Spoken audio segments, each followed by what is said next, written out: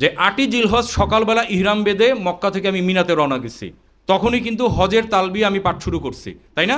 লাব্বাইক আল্লাহুম্মা লাব্বাইক, লাব্বাইক লা শারীকা লাকা লাব্বাইক, অসংখ্যবার পড়তে থাকবো। এইখানেই অনেক হাজিরা ভুল করে। দেখা যাচ্ছে যে 5বার 10বার পরে আর তার মুখ দিয়ে তালবিয়া বের হয় না। তখন কি বের হয়? রাজনৈতিক গল্প হয়, কে কেমন আছেন, কার ব্যবসা কেমন চলতেছে। আবার মিনার তাঁবুতে কি হয়? গীবত, পরনিন্দা, পরচর্চা করার জন্য খুব সুন্দর একটা পরিবেশ ওইখানে তৈরি হয়। কিভাবে? ফর এক্সাম্পল ধরেন, বিশেষ করে মহিলাদের ভিতরে, সরি মাইন্ড করেন না, আমার ওয়াইফও হজ করছেন 2022-এ। তাকে মিনার তাঁবুতে ঢুকানোর আগে আমি খবরদার করে কয়েকটা কথা বলে দিয়েছিলাম, কিন্তু আলহামদুলিল্লাহ আমার ওয়াইফ আমার কথা অক্ষরে অক্ষরে পালন করছেন। তো যেই জিনিসগুলি হবে, আপনি ইবাদত করতেছেন, আপনি কোরআন তালাওয়াত করতেছেন, জিকির আজকার করতেছেন, আরেকজন এসে একটা কথা বলবে, আপনি কিন্তু ওই সিনারিওর মধ্যে ছিলেন না, আপনি আপনার মতো ইবাদত করতেছেন। সে বলল, দেখছেন নাস্তা দিতে দেরি করলো, কি নাস্তা দিল, লবণ হয় না ঠিক মতো, নানান ধরনের। এই হলো একটা পরিবেশটাকে উত্তপ্ত করার সে চেষ্টা করতেছে। আপনি আপনার ইবাদত থেকে বাইসেক্ট হয়ে আপনি তার সাথে জড়াইয়া গেলেন, আপনার হজকে সরাসরি আপনি ক্ষতিগ্রস্ত করে ফেলছেন। এটার ভিতরে কিন্তু আমরা জড়াইয়া যাব। যেই জিনিসটা এজেন্সির হাতে কন্ট্রোল নাই, সেটা আপনি এজেন্সিকে যতই পুশ করেন কোনো লাভ হবে না। আর যেটা এজেন্সির হাতে কন্ট্রোলে আছে, সেটা আপনার না বললেও এজেন্সি সেটা দায়িত্ব পালনের চেষ্টা করবে। এরপরেও কেউই আমরা ভুল ভ্রান্তির ঊর্ধ্বে না, কিন্তু আমরা শুধু অন্যের ভুলটাকেই বড় করে দেখব, নিজের সহযোগিতামূলক আচরণ করব না। এটা আসলে বড় মনের পরিচয় হবে না। আমরা ভাই ভাই হিসাবে হজের সফরে থাকবো ইনশাল্লাহ, ঠিক আছে? একবার, আমি এই পর্যন্ত আল্লাহর রহমতে 3বার হজ করেছি, 2বার উমরা করেছি, 5বার সফর হয়েছে ইতিমধ্যে। কোনো একটা হজের সফরে বা উমরার সফরে তুরস্কের এক ভদ্রলোক, বয়স্ক, তার ভাষা বুঝি না, ইংলিশ বা উর্দু এগুলো তো আমরা বুঝি, এগুলো জানি না। তো দেখা গেল যে উনি তাওয়াফ করে এসে হাঁপাচ্ছেন, বয়স্ক মানুষ নফল তাওয়াফ করে হাঁপাচ্ছেন, তার পায়ে হাত দিচ্ছেন, বারবার দিতে পারতেছেন না। তখন আমি বুঝলাম তাদের তার তার পাটা প্রচণ্ড ব্যথা। তো আমি নিজে কি করলাম, তার পা টিপে দিলাম। এতে কি আমার জাত চলে গেল? আল্লাহর রহমতে সে আমাকে অবাক হয়ে তাকায় থাকলো আমার দিকে, যে এরকম তো দেখি নেই। তার ভাষা তো বুঝি না, সে অবাক হয়ে তাকায় আছে আমার দিকে যে তার পা টিপে দিতেছি আমি। এই জন্যে হজের সফরে অনেক রকম, মানে মাথা গরমের যেমন পরিবেশ তৈরি হবে, অন্য ব্যক্তিকে সহযোগিতারও পরিবেশ তৈরি হবে। আমরা কতটুকু, যেমন আমরা যারা ইয়ং আছি, আমি এখনও নিজেকে ইয়ং মনে করি আলহামদুলিল্লাহ। তো আমার বয়স 45, আমি তারপরে ইয়ং মনে করি। তো আমরা যারা ইয়ং মনে করি, আমরা কিন্তু বাথরুম চেপে রাখতে পারি মোটামুটি, তাই না? কিন্তু যারা বৃদ্ধ হাজি যারা আছেন, বয়স্ক যারা আছেন, তারা কিন্তু বাথরুম চেপে রাখতে পারেন না, তাদের জন্য খুব কষ্ট হয়ে যায়। আমি দেখতেছি আমার পিছনে 2টা বৃদ্ধ মানুষ, তাদের চেহারা দেখে তারা স্ট্রাগল করতেছে, আমি কি আগে বাথরুমে যাব না তাকে আগে বাথরুমে যেতে দিব। এরকম কোনো একটা বাসের সিটের জন্য এর মধ্যেই হজ আছে, এই কথাগুলোর ভিতরেই কিন্তু হজ আছে। বাসের সিটের ভিতরে আমি স্বার্থপরের ভিতর মতো ধাক্কায়া, আরেকজনকে ধাক্কায় আমি কি করলাম, বাসের সিটে বসলাম। আমার সামনে এই বৃদ্ধ মানুষটা দাঁড়ায় আছে, আমার বিবেকে কি এটা বলবে আমি অনেক ক্লান্ত, দ্যাটস ফর শিওর, কিন্তু উনি কিন্তু আমার থেকে আরও বেশি ক্লান্ত, তাই না? তাহলে আমি কি করব, তাকে বসতে দিব। এই রকম অনেক রকম পরিবেশ তৈরি হবে।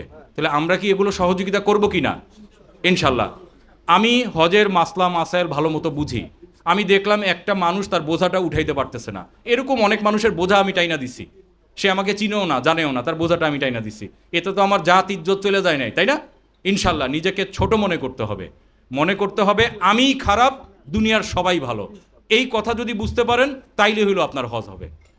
আমরা হজের সফরে, মানে দুর্ভাগ্যজনকভাবে মিনাতে এগুলো হয়। কি হয়, যে ওই যে গল্প গুজব শুরু হইলো, এইটা কিন্তু আর এইখানে থাকলো না।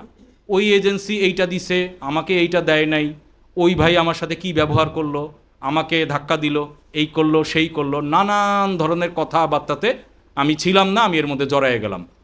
যে ব্যক্তি মানে রাতে কিয়াম করে এবং দিনে সিয়াম পালন করে, সে যদি নিজের বাক মানে জবানকে যদি কন্ট্রোল না করে, কিয়ামতের দিন সে নিঃস্ব হয়ে যাবে। এ কথার অর্থ বুঝছেন? রাতে সারা রাত আমি তাহাজ্জুদে নামাজ পড়লাম এবং দিনে আমি রোজা রাখলাম, আমি যদি আমার জবানকে কন্ট্রোল না করতে পারি, কিয়ামতের দিন কিন্তু আমি নিঃস্ব হয়ে যাব। কিভাবে নিঃস্ব হয়ে যাব জানেন? কারণ আমি যেই লোকটাকে ধাক্কা দিছি, গালি দিছি, মেজাজ গরম করছি, সেই লোকটা কিয়ামতের দিন আল্লাহর দরবারে কেস দাখিল করবে আপনার এগেনস্টে। কেস দাখিল করবে, আল্লাহ এই লোকটা আমাকে ধাক্কা দিছিল, এই লোকটা, আমি রিক্সাওয়ালা ছিলাম, এ আমার সাথে মিসবিহেভ করছিল, আমি অফিসের ছোটো কি করতাম, আমাকে হামকি ধামকি দিত, আমার প্রমোশন আটকায় দিত, আজকে আল্লাহ তুমি তাকে ইয়ে দাও। এই যে আপনি হজ করছেন না, নামাজ পড়ছেন, রোজা রাখছেন, এই সমস্ত আমল দিয়া আপনাকে তখন শোধ দিতে হবে। এই জন্যেই কিয়ামতের দিন আমরা নিঃস্ব হয়ে যাব। আমরা কি নিঃস্ব হইতে চাই, না আমরা হজটাকে ধরে রাখতে চাই? দেখেন, আমি কিন্তু বারবার, এবং আমার পূর্ববর্তী বক্তা তিনিও কিন্তু বারবার করে কিন্তু একই কথাই বলতেছেন, যে আমরা একই কথাই বলতেছি যে হজের সফরে যে যত ধৈর্যশীল হইতে পারবে, যে যত নিজেকে কন্ট্রোল, তার মানে এই না আপনি আপনার প্রবলেম বলতে পারবেন না, তা কিন্তু না। আপনি আপনার প্রবলেম আপনার পাশের যে আছে তাকে একটু বললেন, এজেন্সির লোকজনকে বললেন, দেখবেন কাউকে না কাউকে আপনি অবশ্যই পাবেন। সমস্যা যেমন আছে সমাধানও অবশ্যই হবে, কিন্তু অস্থির কেউ হবেন না ইনশাল্লাহ। আল্লাহর উপর তাওয়াক্কুল করবেন, ঠিক আছে? আমার কথাগুলো কিন্তু মনে রাখবেন। হজের সময় প্রচণ্ড গরমের ভিতরে বিরূপ পরিস্থিতিতে কিন্তু এই উপদেশের কথা শুনতে ভালো লাগে না। এখন এসির মধ্যে বসে আছেন, মনটা ফ্রেশ আছে, দুইটা কথা শুনতে কিন্তু, দুইটা বকা দিলেও হয়তো শুনতে ভালো লাগে। মানে বিষয়টা এরকম। আপনারা আমাদের ভাই, আমরা আপনাদেরকে কখনো ক্লায়েন্ট মনে করি না, কি তাই না? আমাদের সম্মানিত মুআল্লিম, আমরা মানে হজ গাইড যারা আছি, আমরা আমার হাজিদেরকে আমরা কখনো ক্লায়েন্ট মনে করি না। তারা আমাদের ভাই, তারা আমাদের ফ্যামিলি মেম্বার, এইটা আমরা চিন্তা করি সব সময়, ঠিক আছে? তো মিনার তাঁবুতে বসে কিন্তু আরও অনেক ধরনের মুখের দ্বারা অনেক ধরনের পাপ হবে। নিজের মুখটাকে, এবং পারলে ওইখান থেকে যেইখানে এগুলো হয় ওইখান থেকে উঠা চলে যাবেন। উঠা খুব একটা দূরে যাইতে পারবেন না, মিনার তাঁবুতে জায়গা হলো শর্ট, খুব একটা দূরে যাইতে পারবেন না। যাই হোক, এর বাইরে মিনার তাঁবুতে একটা অনেক বড় পাপ হয়, বিশেষ করে পুরুষের দ্বারা। কি পাপ হয়? মিনার তাঁবু তো পুরুষের জন্য তাঁবু আলাদা, মহিলাদের জন্য তাঁবু আলাদা, তাই না? বিশেষ করে পুরুষরা এই বড় ক্রাইমটা করে, বড় ধরনের ক্রাইম করে। সাপোজ ধরেন আমার ওয়াইফ আছে, আমার মা আছে, সব তাঁবুর ভিতরে একসাথে। তো আমি কি করলাম, তাঁবুর দরজা খুইলা আমার মাকে ডাক দিলাম, এটা কি ঠিক আছে কিনা? এটা কি বুঝতে পারছেন আমার কথাটা? অনেক বড় কিন্তু একটা ব্যাপার। অসংখ্য মহিলা, কেউ শুয়ে আছে, কারো হয়তো শরীরের কাপড়টা, কারণ সারা দিন ক্লান্ত, কেউ হয়তো শুয়ে আছে, কেউ হয়তো বসে আছে, কারো হয়তো কাপড়টা ঠিকমতো শরীরের মধ্যে নাই। আপনি কি করলেন? এই কাজ কিন্তু হাজিরা করে। এটা নিজের চোখে বহুবার দেখছি, দেখেই কিন্তু কথাগুলি বলা। আপনারা আবার অন্যভাবে নিয়েন না। আমি যেন সেই দুর্ভাগ্যজনক মধ্যে আমি যেন নিজেকে না জড়ায় যাই, ঠিক আছে? তো এই ব্যাপারগুলো আমরা খুব খেয়াল রাখবো। ইভেন আরও বড় মানে একটা ব্যাপার না বললেই না, যেমন আমরা হোটেলে থাকবো, যেমন হোটেলে থাকবো, আমার ওয়াইফ যেই রুমে থাকবে, ফর এক্সাম্পল আমার ওয়াইফের সাথে আরও 4 জন মহিলা যেই রুমে থাকবেন, আচ্ছা থাকলো, আমি কি করলাম, রুম ধাক্কায় আমি ভিতরে ঢুকে গেলাম। এই কাজও করে হাজিরা, নাউজুবিল্লাহ। করে কি না? করে দেখেই কিন্তু এই কথাগুলো বলা। ওই সময় তো আর বইলা কোনো লাভ নাই, ঘটনা ঘটাই ফেললে তো আর বইলা লাভ নাই। আপনি কখনো অনুমতি নিতে পারবেন না, অনুমতি ছাড়া আপনি ঘরের ভিতরে আপনি ঢুকতে পারবেন না। নক করবেন, আপনি আপনার ওয়াইফকে ডাক দিবেন, যতক্ষণ পর্যন্ত উনি সাড়া না দিবে ততক্ষণ একদম বাইরে দাঁড়ায় থাকবেন, ঠিক আছে আমার কথাগুলো? এই আচ্ছা, তো এরপরে যেই জিনিসটা হলো, আমরা হজের সফরটাতে তারপরে আরাফার ময়দান গেল, মুজদালিফা গেল, এরপরে ওই দিন আমরা জামারাতে পাথর মারবো, কুরবানি করব, মাথা মুন্ডন করব, তারপরে কি করব, আমরা হজের ফরজ তাওয়াফ করব। তাওয়াফ সাই, যদি আগে সাই না করা থাকে, তারপরের দিন হইলো 11ই জিলহজ এবং 12ই জিলহজ, 3 জামারাতে পাথর মারতে হবে। এই জিনিসগুলো হজের সফরে। তো হজ শব্দের অর্থ কি, মোটামুটি আমি একটা সাধারণভাবে ব্যাখ্যা দিলাম। তো এখন উমরার জিনিসটাও তাই। উমরা শব্দের অর্থ কি? জিয়ারা করা। তো হজের কিছু কাজ উমরার মধ্যে ঢুকে গেছে। তো উমরা আমরা সবাই জানি, আমরা ইহরাম বাঁধবো, তারপরে কি করব, ইহরাম বাঁধার পরে মক্কায় যাব, আমি কি করব, তাওয়াফ করব, তাওয়াফের পরে 2 রাকাত নামাজ পড়বো, জমজমের পানি খাবো, সাফা মারোয়া সাই করব, তারপরে মাথা মুন্ডন করব। এই হলো উমরার কাজ। এখন হজের ফজিলত নিয়ে কিন্তু ইতিমধ্যেই আমার পূর্ববর্তী বক্তা বলে গেছেন, তাই না?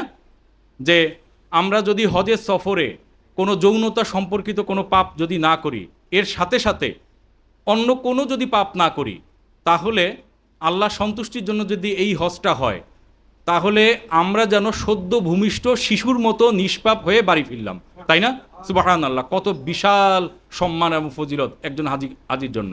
তাহলে হজের আরও অনেক ফজিলত আছে, আমি সংক্ষেপে 2-1টা বলে তারপরে আমি হজের কবুল হওয়ার শর্ত আর পূর্ব প্রস্তুতি নিয়ে একটু আলোচনা করি।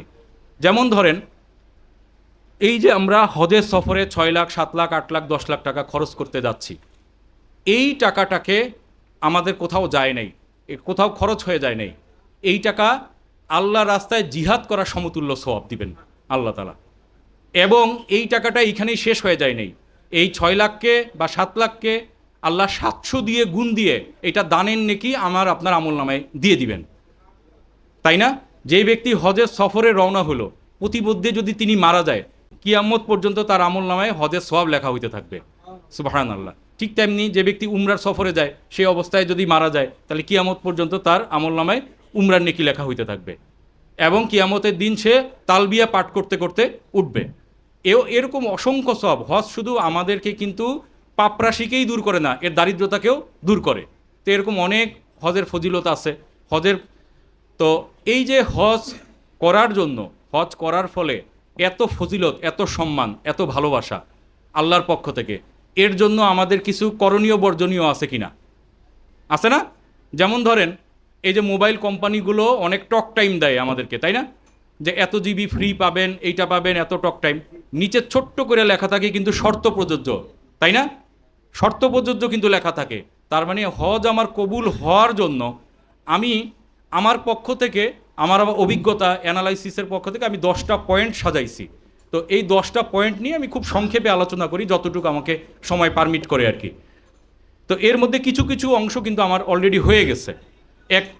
এক নাম্বার পয়েন্টটা কি দেখেন, নিয়ত বিশুদ্ধ করতে হবে। অলরেডি আমার পূর্ববর্তী বক্তা খুব সুন্দরভাবে এটার ব্যাখ্যা করেছে। ওয়া আতিমুল হাজ্জা ওয়াল উমরাতে লিল্লাহ। আমাদেরকে আল্লাহ সন্তুষ্টির জন্য হজ এবং উমরা পালন করতে হবে, দুনিয়ার কোনো স্বার্থ অর্জনের জন্য আমাদেরকে চেষ্টা না করা। তো আসলে দেখা যায় যে অনেক মানুষ হজ করার পরেও নামের আগে কেন হাজি নাই, এইটাতে আবার সে মাইন্ড করে, তাই না? যে আমাকে কেন হাজি নামে ডাকা হইল না। আমিও তো আপনার মতো 5 ওয়াক্ত নামাজ পড়ি, আমাকে কি আপনি নামাজি গোলাম কিবরিয়া ভাই বলবেন? তা তো বলবেন না। তাহলে আমি আল্লাহর ফরজ বিধান হজ পালন করব, কেন আমি নামের আগে হাজি শোনার জন্য আমি অপেক্ষায় থাকব? এটা কি রিয়া না এক প্রকার? এর বাইরে আমরা অনেক সময় হজকে একটা সামাজিক বা রাজনৈতিক বা বিভিন্ন আঙ্গিকে ব্যবহার করার চেষ্টা করি, তাই না? যেমন আমি হাজি হয়ে আসি, মনের ভিতরে একটা কেমন জানি লাগে যে অফিসের সবাই আমাকে আলাদা একটা সম্মান দিবে, আলাদা একটা ভালোবাসা দিবে। আমার আমার ব্যবসা বাণিজ্য, হ্যাঁ, এগুলোতে হাজি শব্দটা থাকলে আমার জন্য একটু সুবিধা হয়, তাই না? আসলে এগুলো আল্লাহ সন্তুষ্টির জন্য হজ হয় নাই, এগুলো সব লোক দেখানো হজ। এবং এই হজ দিয়া আপনি কিছুই পাবেন না। এতক্ষণ যা যা ফজিলত বলছি, শুধু আপনি হজের আনুষ্ঠানিকতা হয়েছে, হজ থেকে আপনি কিছুই শিখতেও পারেন নাই, কিছু নিয়েও আসতে পারেন নাই। এটা একটা ট্যুর হয়েছে, বনভোজনের মতো একটা ট্যুর হবে, এর থেকে বেশি কিছু হবে না। আমার কথাগুলো একটু কাট লাগে শুনতে, কিন্তু আপনি যদি ভালো করে ধরতে পারেন, এইখানে কিন্তু আপনার হজ আছে আল্লাহর রহমতে। 2 নম্বর কি আছে? অন্তরের অহংকার, আত্মগরিমা, দাম্ভিকতা, মুনাফিকি ইত্যাদি আত্মার রোগ থেকে নিজেকে মুক্ত রাখা। আচ্ছা, এই যে মুক্ত রাখার কাজটা, এটা কি হজের সফরে না এখন থেকে? আমরা অনেকে বলি না আগামীকাল থেকে ভালো হয়ে যাব, এই আগামীকাল এই জীবনে আর আসবে না। দেখেন চিন্তা কইরা, আমি আপনাদের অধিকাংশ মানুষের থেকে বয়সে ছোট, তারপরে 2টা কথা বলা, দেখেন তো এই কথাটা মিলে কিনা। এই আগামীকাল এই জীবনে আর ভালো হবে না। আমি আগামীকাল থেকে সিগারেট ছেড়ে দিব, এই আগামীকাল এই জীবনে আর আসবে না। এই মুহূর্তে আল্লাহকে ভয় করে আল্লাহর সন্তুষ্টির জন্য আমি ছেড়ে দিলাম, শেষ। এইটা যদি হয় তার মানে আপনার নিয়ত হয়েছে। আর যখনই বলবেন আগামীকাল থেকে, তার মানে শয়তান আপনাকে এখনও আচ্ছন্ন করে রাখছে, শয়তানের ভিতরে এখনও আক্রান্ত হয়ে আছেন। তো এই যে অন্তরের অহংকার, এই অহংকারের জন্যই কিন্তু শয়তান জান্নাত থেকে বিতাড়িত হয়েছে, তাই না? সে কিন্তু ইবাদত কিন্তু কোনো অংশেই কম করে নাই, তারপরেও সে অহংকারের করে নিয়ে কিন্তু বের হয়েছে। তো ইবাদত করে যদি আমরা অহংকার আসে, তাহলে সেই ইবাদতের কোনো মূল্য আল্লাহ দরবার নেই। ইবাদত হলো একমাত্র আল্লাহর, অন্য কারোর জন্য আমাদের 2 পয়সার কোনো ভ্যালু নেই। আছে নাকি? আমাদের 2 পয়সার কোনো ভ্যালু নেই। নিজেকে মনে করতে হবে একমাত্র আমরা আল্লাহর দাস এবং বান্দা, এর বাইরে কিছু না। তা আসলে দুর্ভাগ্যজনকভাবে বলতে হয়, হজের সফরেও অনেক মানুষের বডি ল্যাঙ্গুয়েজ থেকে বোঝা যায় তিনি অনেক বড় অফিসার, তিনি অনেক বড় কর্মকর্তা, তিনি অনেক বড় ডাক্তার, তিনি অনেক বড় ইঞ্জিনিয়ার, তিনি অনেক বড় এমপি সাহেব, অনেক বড় ব্যবসায়ী। তার বডি ল্যাঙ্গুয়েজ থেকে, কথার ধরন থেকে মনে হয় অ্যাকচুয়ালি তার ভিতরে হজের কোনো পূর্ব উপস্থিতি ছিল না। আমি যদি আল্লাহর দাস হিসেবে যদি ওইখানে পৌঁছাইতে না পারি, এই যে কেন আমি ইহরামের কাপড় পরতেছি, আমি যেন কোনো আলাদা ব্যক্তি না থাকি। আমি যদি আলাদাই ব্যক্তি হইলাম তাহলে কেন আর ইহরামের কাপড় পরলাম, তাই না? তাহলে আমরা যাদের যা ব্যক্তিগত পরিচয় আছে এই পরিচয়টা বাংলাদেশে থাকুক, এটা যেন হজের সফরে যেন না থাকে, ঠিক আছে? এবং এই জিনিসগুলো যেন একটা সহযোগিতামূলক যেন আচরণ হয়, যে আমি হজের পরে আসব, সাপোজ ধরেন আমি একজন ডাক্তার, তো আমি হজের সফরে আমি হেল্প করব মানুষকে, কিন্তু আমি ডাক্তার এইটাকে আমি বড় পরিচয় দিয়ে একটা ফুটায়ে তোলা, অনেকের বডি ল্যাঙ্গুয়েজের ভিতরে এগুলো আছে। শুধু ডাক্তাররা আবার কেউ ভাইবেন না কেউ যে আমি ডাক্তারদেরকে বলছি, হ্যাঁ ইঞ্জিনিয়ারদেরকেও বলতেছি, কারণ আমি ইঞ্জিনিয়ার, তো সেই ক্ষেত্রে কিন্তু বলা।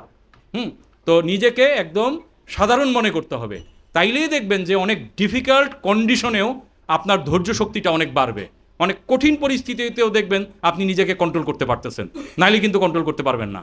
দেখবেন মাথা গরম হবে, এরে বকা দিলেন ওরে বকা দিলেন, হ্যাঁ হামকি ধামকি করলেন, তার মানে হজের মূল শিক্ষা থেকে আমরা আসলে অনেক দূরে। যাই হোক, এটার ব্যাখ্যা আর করার দরকার নাই, আমার মনে হয় আপনারা সবাই বুঝতে পারছেন। আপনারা শুনতে পাচ্ছেন মহিলা হাজিগণ? আচ্ছা, ঠিক আছে। 3 নম্বর পয়েন্ট কি? হালাল ও পবিত্র উপার্জন দ্বারা হজ সম্পাদন করা। এটা কি ব্যাখ্যা করার দরকার আছে? হালাল সম্পদ দ্বারা যদি আমার না থাকে তাইলে কি আমার নামাজ কবুল হবে, রোজা কবুল হবে? হজ কবুল হওয়ার কোনো প্রশ্নই আসে না। আপনি যেই ভিআইপি প্যাকেজে যান আর ভিভিআইপি প্যাকেজে যান আর যেই হোটেলে থাকেন আপনি, আপনার হজ কিন্তু বাতিল, প্রথমেই বাতিল, স্ক্রিনড আউট। যে আপনি যদি আপনার সম্পদে দিয়ে হারাম সম্পদ দিয়ে হজের সফরে যান, এই কথাগুলো না শুনতে ভালো লাগে না, কিন্তু এই কথাগুলোর ভিতরেই আপনার হজ আছে। যদি কারো সম্পদের ভিতরে হারাম সম্পদ থেকে থাকে সেইটার মাসালা ভিন্ন, সেক্ষেত্রে আপনি কি করবেন? সেই হারাম সম্পদটুকু কোনো সওয়াবের নিয়ত ছাড়া দায় মুক্তির নিয়তে আপনি গরিব মানুষের মধ্যে দিয়ে দিবেন। সওয়াবের নিয়ত করতে পারবেন না। হারাম সম্পদ আমরা না চাইলেও অনেক সময় চলে আসে, যদি আমার ইচ্ছার বিরুদ্ধে চলে আসে সেই জিনিসটা আপনি দান না, এটাকে বলে দায় মুক্তির নিয়তে কাউকে কোনো গরিব মানুষকে দিয়ে দিবেন। কিন্তু ইচ্ছাকৃতভাবে হারাম সম্পদ দিয়ে আপনি নামাজ রোজা হজ জাকাত করবেন, সেটা কিন্তু আল্লাহর দরবারে কবুল হওয়ার কিন্তু কোনো সম্ভাবনা নেই। এগুলো একটা বনভোজনের মতো ট্যুর হবে, এর বাইরে কিছু কিন্তু হবে না ইনশাল্লাহ। তো হজ একজন হাজির অনেক বড় সম্মান আল্লাহর কাছে আসমানে, তো আমরা যদি সেই সম্মানটা পাইতে চাই আমরা এই নিয়মগুলো আমরা মেনে চলবো ইনশাল্লাহ, ঠিক আছে? এই 4 নম্বর দেখেন, সকল প্রকার শিরক বিদাত কুফরি, সুদ ঘুষ হিংসা বিদ্বেষ গীবল, এগুলো নিয়ে আসলে আমার আর খুব বেশি বলার কিছু নেই। এগুলো অলরেডি আমাদের পূর্ববর্তী বক্তা এবং আমিও একটু আলোচনা করার চেষ্টা করছি। তারপরেও আমি 2-1টা পয়েন্ট নিয়ে একটু আলোচনা করি। শিরক বিদাত কুফর নিয়ে আমি একটু সংক্ষেপে আলোচনা করি। দেখেন, আমরা অনেক কষ্ট করে হজের সফরে যাচ্ছি, তাই না? হজ করতে অনেকগুলো টাকা লাগে। এর বাইরে এই যে আমি 40 দিন হজের সফরে থাকবো, আমার চাকরি বাকরিতে একটু চ্যালেঞ্জ হইল, আমার অ্যাবসেন্সে আমার ওয়াইফ আমার ছেলে মেয়ে তাদের মেনটেনেন্সেও অনেক চ্যালেঞ্জ আছে না? আমার বৃদ্ধ বাবা মা আছে, তাদেরও দেখাশোনা করাতে অনেক রকমের চ্যালেঞ্জ আছে। আর আমার হজের সফরে কষ্ট তো আছেই। তো এত কষ্ট করে যদি আমার হজটাই আল্লাহর কাছে আমি কবুল না করাইতে না পারলাম, তাইলে আসলে এর থেকে দুর্ভাগ্য আর কিছু হইতে পারে না। পারে? আমি এক ওয়াক্ত নামাজ যদি আমার মিস হয়ে যায় বা নষ্ট হয়, আমি পরবর্তী নামাজ পড়ে আল্লাহর কাছে কান্নাকাটি করলে, নফল নামাজ পড়লে আল্লাহ হতো, কিন্তু আপনি হজ কিন্তু দ্বিতীয়বার আর সুযোগ নাও পাইতে পারেন, তাই না? এই জন্য ফার্স্ট টাইম যেই হজটা হবে সেটাই ইনশাল্লাহ যেন হজ যে মাবরুর হয়, মানে যেই হজটা কবুল হয়। আর শুধু হজের সফরের জন্য চিন্তা করলে হবে না, এখন থেকেই আল্লাহর কাছে কান্নাকাটি করতে হবে। যার চোখে যত বেশি পানি পড়তে পারবে তার হজ কবুল হওয়ার সম্ভাবনা।